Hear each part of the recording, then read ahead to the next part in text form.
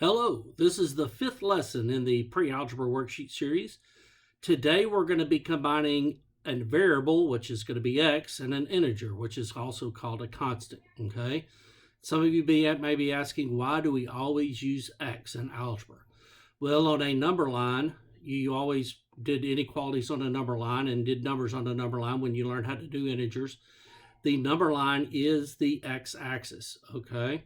So that's why we use x all the time. That eventually will be the x-axis. When we add another letter or another variable, that would be y, which would turn into the y-axis. And when we have x and y in an equation together, the y would depend on the value of x, and it would be called a function, which is what Algebra 1 is the study of. It's a study of functions, and you use the integer rules to do the arithmetic with that.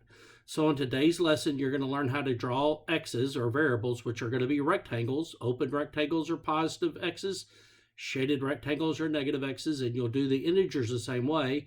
You'll also learn that you can add the rectangles to the squares. So you can add 3x plus 2 because the 3x would be 3 rectangles and the 2 would be 2 squares.